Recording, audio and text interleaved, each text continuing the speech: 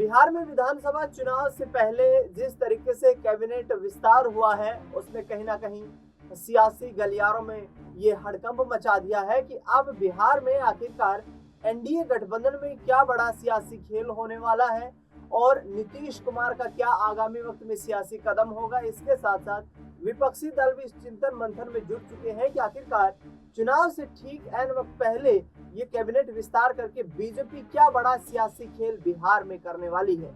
और ऐसे में देखना भी ये दिलचस्प रहेगा कि नीतीश कुमार अब बीजेपी के साथ बिहार में बने रहते हैं या अलग चुनाव लड़ते हैं। दूसरा गठबंधन भी उनके लिए बाहें फैलाकर इंतजार कर रहा है। लेकिन बड़ा सवाल यही है कि आखिरकार जब 7 मंत्री बीजेपी से शामिल किए गए हैं कैबिनेट में, तो आखिरकार नीतीश कुमार के विधायकों को मौका क्यों नहीं मिला। और ये बड़ा सवाल कहीं ना कहीं आगे आने वाले वक्त में गले की फांस बन सकता है। और इस पूरे मुद्दे पर चर्चा करेंगे। मेरे वरिष्ठ सहयोगी अमन जी मेरे साथ मौजूद हैं। सर, कैसे देखते हैं 7 कैबिनेट मंत्री बीजेपी से और बनाए गए बिहार में? क्या बीजेपी की ताकत बढ़ाने के लिए ये हाईकमान का एक फैसला और नीतीश कुमार को कमजोर करने का दाव? देखिए, बिल्कुल दिनेश जी, अगर हम पूरे बिहार को देखें इस समय, तो राजनीति के रंग में कहीं न कहीं रंगता हुआ दिखाई पड़ रहा है, क्योंकि 4-5 महीने के बाद चुनावी जो सरगर्मियां हैं वो अपने चरम पर आती हुई दिखाई पड़ेगी।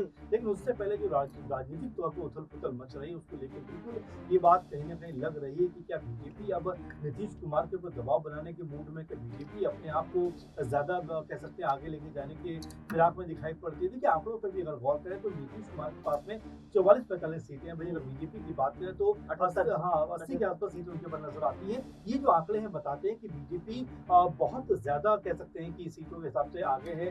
जेडीयू तो हो सकता है उस लिहाज से भी कहीं ना कहीं अपनी जो है विधान जो मंत्रियों की संख्या ज्यादा बढ़ाने के लिए प्रयास कर रही है, और अपनी प्रयास कहने का उनका मुकम्मल भी होता हुआ दिखाई पड़ता। आप देखिए, पहले जेपी नड्डा पहुंचते हैं, फिर खुद मोदी जी पहुंच जाते हैं। मोदी जी पहुंच कर कहते हैं कि लाडले मुख्यमंत्री हैं नीतीश कुमार, इस तरह की बातें कहते हुए नजर आते हैं। लेकिन वहीं अगर इसके बरक्स हम देखें तो यहाँ नीतीश कुमार के जो बेटे हैं निशांत, वो लगातार जिस तरह की बातें कह रहे हैं, जिस तरह की बयानों को सामने रख रहे हैं दिनेश जी, वो ये बताने के लिए काफी है कि बिहार की राजनीति में आने वाले दिनों में बड़ी खलबली मचने वाली है।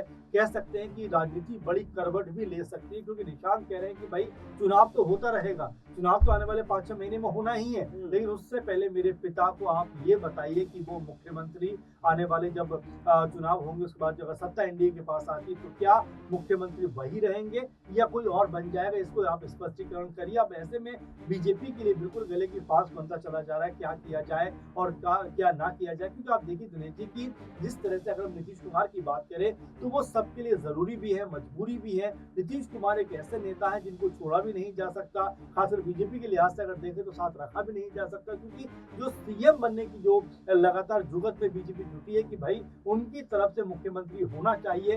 नीतीश कुमार को लेकर जो बातें हो रही हैं वो ये बताती है कि यहाँ नीतीश कुमार के बेटे ने जिस तरह से बैकडोर से ये बात कही है कि मेरे पिता को आप मुख्यमंत्री बनाइए, यानी कि अभी से आप अनाउंसमेंट करिए, वो अपने आप में ये बताता है कि बीजेपी की जो राहें हैं आने वाले दिनों में मुश्किल होती हुई नजर आएंगी। बड़ा सवाल सर ये भी है ना कि आखिरकार विधानसभा चुनाव के ठीक 6 महीने पहले इस तरीके का ऐलान करना कि हाईकमान जो बीजेपी यहाँ पर तलब करती है मुख्यमंत्री को कि जी आइए यहाँ पर बैठकर विचार विमर्श करते हैं, दिलीप जायसवाल जो है इस्तीफा दे देते हैं। बिल्कुल राजनीतिक तौर पर क्या दिलीप जायसवाल को ही यहाँ पर बीजेपी आगे प्रमोट करना चाहती है, क्योंकि यदि उनको यहाँ पर मंत्री पद की जिम्मेदारी वापस ले ली जाए तो कहीं ना कहीं एक ऐसा चेहरा बनाकर जिससे कि बीजेपी अधिक सीटों पर लोगों को प्रभावित कर पाए, तो क्या ये रणनीति नजर आ रही है? देखिए दिनेश जी, अगर हम दिलीप जायसवाल की बात करें तो बीते लंबे वक्त से वो मंत्री हैं, प्रदेश के अध्यक्ष भी बने हुए, तो क्या उस समय बीजेपी को दिखाई नहीं दिया कि 2 पदों पर एक व्यक्ति को क्यों रखना है?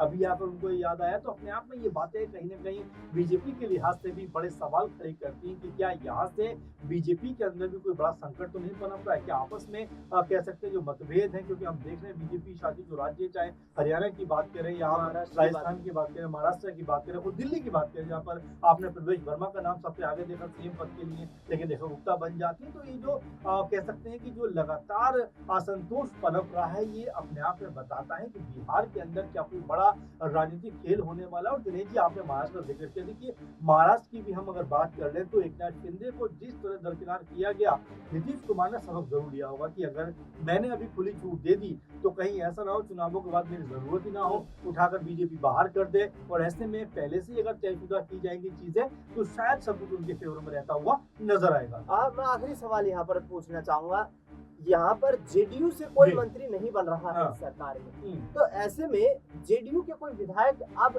कुछ हलचल करते हुए नजर आएंगे? जी। जिस तरीके से गोपाल मंडल की बात हम्म, करें, जी। नीलम देवी की बात करें, हम्म, ये अभी लोकसभा चुनाव के बाद ये कहते नजर जी। आए थे कि भाई जनता के बीच किस मुद्दे को लेकर के जाएंगे, हम्म, काम हम करवा नहीं पाए, नीतीश कुमार के नाम का गुणगान आखिरकार किस तरीके से करें। जी। तो क्या जेडीयू में अब टूट-फूट देखने को मिल सकती है? कोई संभावनाएं बन जी रही है? बिल्कुल दिनेश जी, आपने महत्वपूर्ण सवाल पूछा है, क्योंकि सातों के सात मंत्री अगर बीजेपी खुद में से आए हैं नाराजगी तो जाहिर तौर पर तो होगी ना। असंतोष तो पैदा होगा। और जाहिर बात है कि देखिए चुनावों को बहुत ज्यादा समय नहीं है, 5-6 महीने का वक्त रह गया। तो ऐसे में अगर जेडीयू खेमे से भी एक आध दो चेहरे होते तो शायद ये असंतोष नहीं पनपता, ये नाराजगी नहीं पनपती। आपने कई लोगों का जिक्र किया, लेकिन सबसे बड़ी बात कि यहाँ पर केंद्र में भी जेडीयू है, राज्य में भी जेडीयू है, उसके बावजूद भी अगर जेडीयू इतना दबके रहेगी तो कमजोर जाहिर रहेगी। बात है कमजोर पड़ेगी। आपको याद दिलाना चाहूंगा कि जब केंद्र सरकार कह सकते हैं बन रही थी, मंत्रिमंडल का विस्तार गठन हो रहा था, उस समय भी लगातार इस बात को लेकर चर्चा थी कि नीतीश कुमार चाहते थे कि उनके दल को या उनकी पार्टी को या उनके कह सकते हैं सांसद को अगर मंत्री बनाया जाए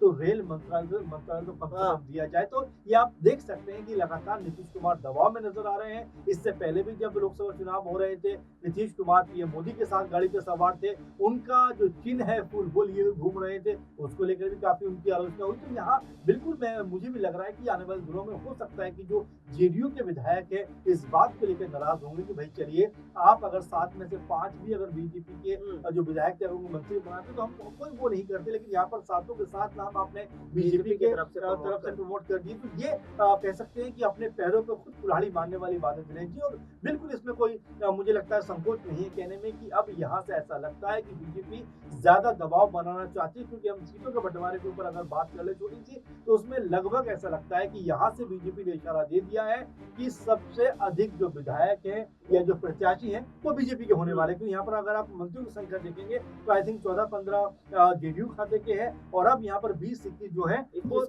वो बीजेपी के खाते का होगा। तो यह स्पष्ट संकेत चला गया है कि बीजेपी अब पूरी तरीके से नीतीश कुमार के ऊपर दबाव बनाएगी, और ये दबाव बढ़ने के बाद क्या उनकी पार्टी के जो लोग हैं, विधायक हैं, नेता हैं, वो साथ रहेंगे या नहीं रहेंगे, ये बड़ा सवाल है। बिल्कुल बड़ा सवाल है। और पहले भी जेडीयू के कई ऐसे विधायक हैं जो लगातार नीतीश कुमार के इस पलटीमार फॉर्मूले से भी इत्तेफाक नहीं रखते हैं। वो लगातार अपनी जो बेबाक अंदाज में जो आवाज है उसको उठाते रहे हैं, लेकिन अब कहीं ना कहीं नीतीश कुमार ने इस मंत्रिमंडल में विस्तार करके खुद के पैर पर क्या कुल्हाड़ी मार ली है?